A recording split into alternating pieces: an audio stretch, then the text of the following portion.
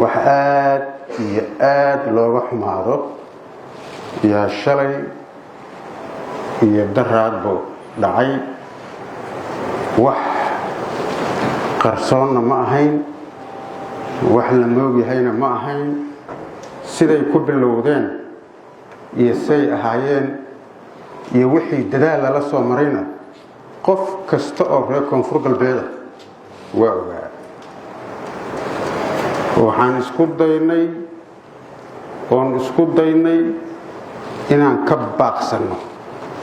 muddo hal sano ah yaan baxnaaninayna aqli baa imaan doono oday waa ka noogay akhyaar waa ka noogtay siyaasi waa ka noogay madaxdii ugu sarreysay dalkaata waa ka noogtay ajandaha odayaal dhaqan waa ka noogeen ujeedada nidaam iyo kala dambeyn iyo nabad deegaanadan uma rabnay haddii intaasoo juhdi alla bixiyey lagu qanci waayey haddii madaxdii dalka ugu sarreysay taladeedii lagu qanci waayey haddii cid kasta waxay suubisay lagu qanci waayey haddana waxaan isniri magaaladan Baydhabo waa magaalada labaad ee Soomaaliya ugu dadka badan xamar baa ka dad badan 1,500,000 oo qof baa ku nool magaalo Soomaaliyeed oo xamar ahayn oo dadkaas ay ku nool yihiin ma jirto waxa ay ku nool yihiin oo ku haystaan waa nabadgelyo waxa ay u yimaadeen intaasoo dad magaaladan isugu yimaadeen waa nabaday soo aadeen waxay ka soo carareen colaad waxay ka soo carareen shabaab waxay ka soo carareen dhibaatada uu shabaabka ku hayo waxay u soo carareen dawladoodii waxay ugu soo carareen inay nabadgelyo ku helaan nolol ku helaan waxbarasho ku helaan caafimaad ku helaan horumar ku helaan ay ugu soo carareen waxa aan la tacaalaynay oo ku dadaalaynay oo habeen iyo maalin ciidamada qalabka sida ay u taagnaayeen oo loo dilaayay oo meel roob ugu da'ayay oo qorrax ugu da'aysay oo magaalada afarteeda gees ugu wareegsanaayeen oo cadawga ilaalinayeen intaas ay dadkan shacabka ah oo mas'uulka ka nahay ilaahay mas'uulka nooga dhigay inta awoodaanada ah oo mas'uuliyadahoona saaran inaanan ka hakranin kuna ilaalino kuna noolaadaan inta maqana aan ugu dadaalno oo u raadino cadaalad iyo amnina ay helaan ujeedada ugu badan oo lagu dadaalay taas ay waxyaalaha marka nagu qasbay inaan hal sano hoos fiirino oo laba shay naloo maleeyo doqonnimo naloo maleeyo waa cabsadaan la yiraaho naloo goodiyo oo tus la suubiyo wiilal yaryar oo wiilashaanada intay baakaamiin isku soo xiraan jidadka xiraan warar u kaadiye waryaa islaana waryaa la hadli karo wixii intaasoo dhan loo lahaa dawlad wiilal iyo koox iyo intaba waa ka adag tahay waxay ahayd magaaladan Baydhabo xabad ka dhacday baan diidaynaa hal sano intaasaan la xishoonaynay dhulka la fiirinaynay la tuugtamaynay aan u lahayn waryaa islaan ho nagala hadlo waryaa naga qaban karo dad qorshe leh ajandayaal kale oo siyaasadeed leh waxa aan ka hadlayno waxaan ahayn rabo nabadda aan raadinayna aanan rabin fidnada wax loogu soo sheegay dad kale wax u soo sheegeen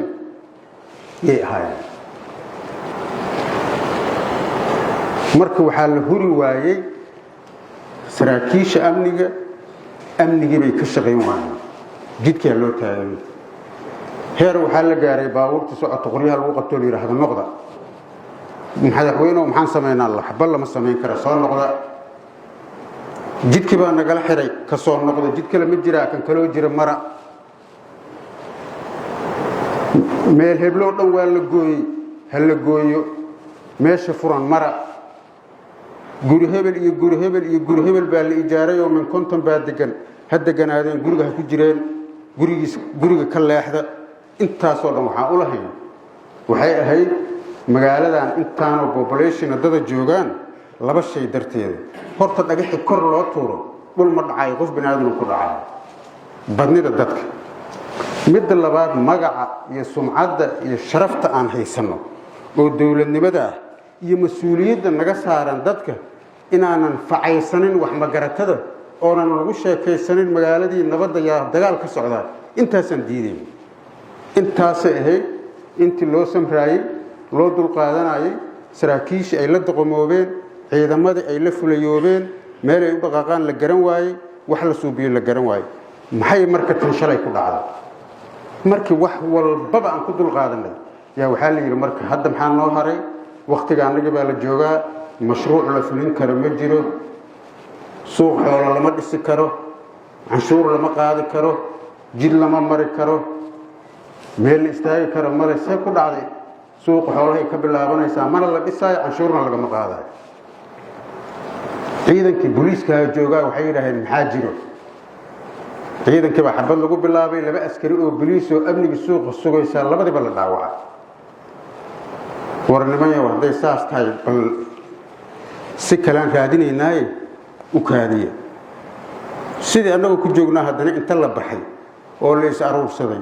oo la hubgatay oo wixii lala soo baxay baa haddana guryihii la galay yaa jidadkii dhagaxaan lagu safay waa ogtiin qof loo sheegayo male maanta saraakiishii maxaan samaynaa naftii waxaa la yidhi col loo dooray meel u dhaantay weyse meel kaloo la aadayo ma lehee saraakiishii labay mid noqonaysaa nimankii meeshii amni darradii wixii aan amnigii aan ka shaqaynaynay intaasoo sane inaan nimankan dartood u dayno amni darro ay noqoto iyana aan meesha uga tagna labadaas waay shaqo oo dhan waa soo xirantay saldhiggaan isla taagayn horta dhacdadii shalay dhacday taasay ku dhacday meel kaloon marnaan weyn halkaasanana nin aan markhaati ka ahayn male inaan ka baaqsano laakiin waa ka baaqsan weynayoo waxaa looga baaqsan waayey waxay timid dowladnimadii in la yidhaaha maba jirto amni ma jiro cadaalad ma jirto mashruuc ma jirto shaqo ma jirto canshuur ma jirto gaadiid ma jiro in la yidhaaha iyay gaartay meeshaasaan markana gaarsiisay runtii waxaan raalli ka nahay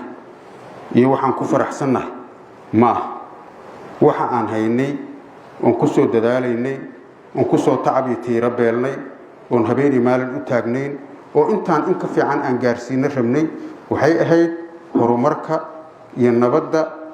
iyo tacliinta dadka reer koonfur galbeed say ku gaari lahaayeen haddii waxaa awalan ah amni haddaanan amni la helin ooyna nabad imaaninna waxbarashona ma imaanayso cibaadana ma imaanayso horumarna ma imaanayo deganaashona ma jirayso qax baa lagu jirayaa sidaas darteedaan waxaan xoogga saarnay in amniga laba dhinacba lagu fiiriyo oo lagu haayo kii wanaag rabana wanaagga loo sheego kii raba in la qanciyo kii wax tabanayo raalli ahow la yidhaaho kii ka soo darana dee ciidamada amniga ay gacan bira ku qabtaan intaas waa intaan waxaan ku soo gaarnay asadka aan haynana taasay ahayd marka aad iyo aadaan uga xunnahay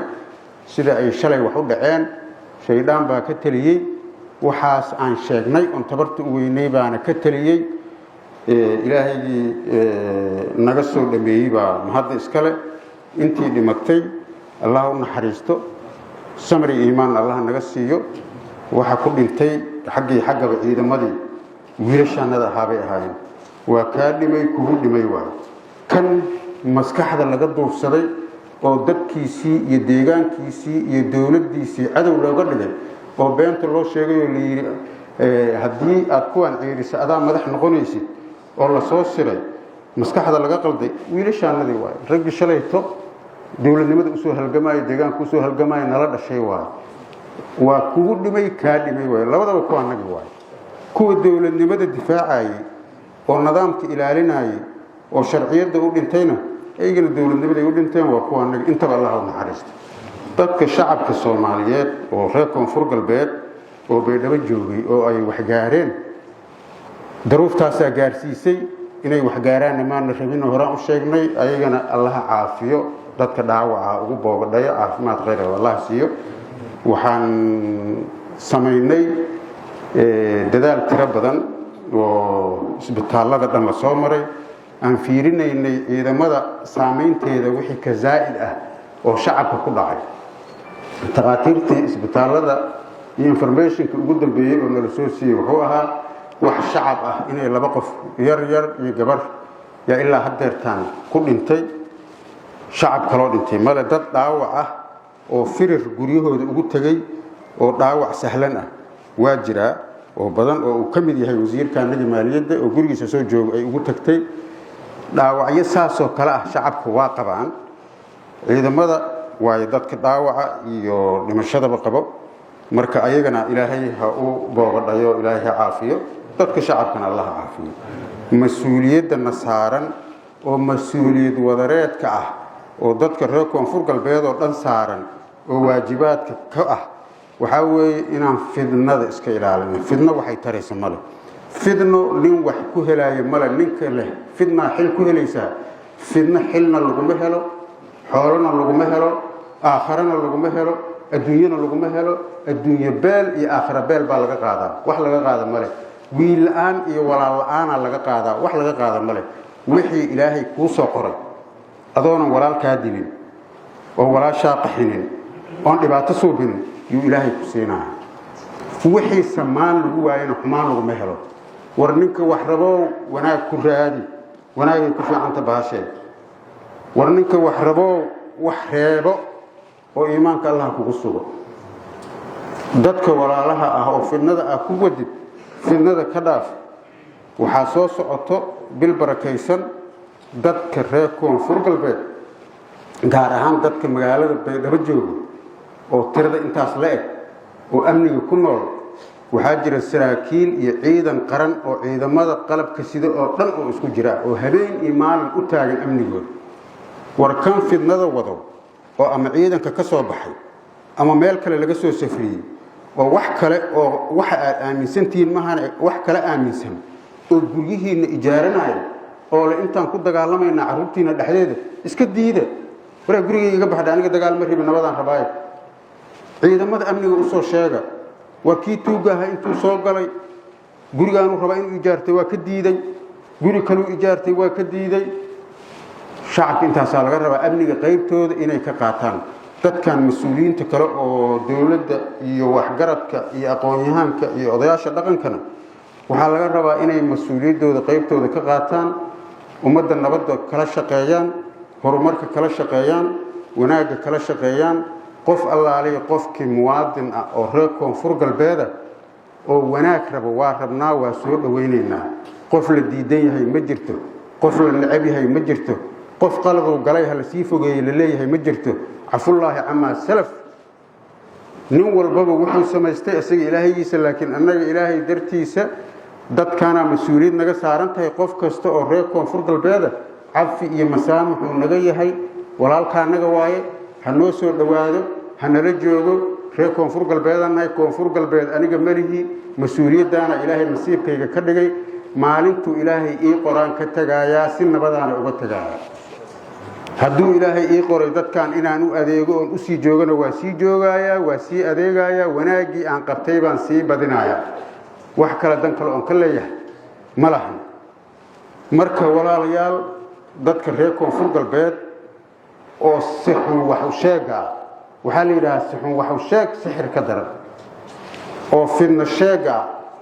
oo mikrofoonada haysta oo beenta sheegaayo oo meelahaas ka soo hadlaayo oo suurka gedinaayo oo waxaan jirin sheegaayo waxaa la yidhaahaa nimaanan kuu furaynin yuusan kuu rarayn waxba nooma haayaan waxba nooma taraayaan waxaan nagu dhacay maanta waxba kama galaan hal xaboo baaristamool ma soo dhiibaayan intaasay ka rabaan mikrofoonka ay istaageenay ka rabaan baaristamool xanu baabiye qofkoo hala sii hataa ma dhahayaan fidnadaasay ka rabaan kuwaas ayaga ah ilaahay baa naga qabanaya laakiinse annagaa la rabaa inaan iska qabanno ayagana ilaahay ha soo hanuuniyo dadkoodii deegaankoodana ha u tureen iimaankoodana ha sugteen intaasaan rabay inaan isku buraarajinno inaan amniga ka wada shaqayno inaan nabadda ka wada shaqayno inaan walaaltinimada ka wada shaqayno inaan midnimada iyo dowladnimada ka wada shaqayno inaan garab istaagno ciidamada qalabka sido iyo madaxdooda habeen iyo maalin u taagan u dhafraayo u dhimanaayo siday dadkaan nabad ugu noolaan lahaayeen inaan gacan ku siino oon la shaqayno wixii fidna wadana aan iska qabanno intaas kadib waxaa lagu jiray bishii shacbaanna waa gabagabo ramadaan baa soo dhow isbuuc jimcihii ka horreeyey waxaan ka hadlaynay sidii la isu kaalmayn lahaa arrimahan abaaraha iyo daruuftan adagoo jirto dadka wixii la istari kara la isu tari lahaa iyo ahayd waxaan ka hadlaynay jimcihii ka horreeyey iyo sidii la isu kaalmayn lahaa la isu garab istaagi lahaa ayadoo daruuftaas adag ay jirto oon gurmad ku maqannahay oo dhaqaale aruurin lagu jiro oo biyo dhaamin lagu jiro oo raashingad lagu jiro oo qayladhaan lagu jiraa fidnadan nagula soo dhex tuuro hawshii ayada ahayd oo gurmadka ahayd oo dhaqaale aruurinta ahayd oo istaakulaynta ahayd oo wax istarka lahayd waa sii laba jibaaraynaa dadka walaalaha ah oo aan waxaysanin gurmadkii sidii baan u wadaynaa waa isu gurmanaynaa waan istaakulaynaynaa waxaa soo gelayso hadduu ilaahay yidhaaha bishii ramadaan nabadii caafimaad allaha nuu gaarsiiyo bil khayra oo bil cibaado ah waaye inaan isu naxariisanno wax istarno wanaag isfarno maxay ahaydee nin walbaba ninka kale wuxuu dhaamo uu taro khayr aan ka wada shaqayno yaan isfaraynaa asalaamu calaykum waraxmatullaahi wabarakaatu aad iyo aad baa u mahadsantihiin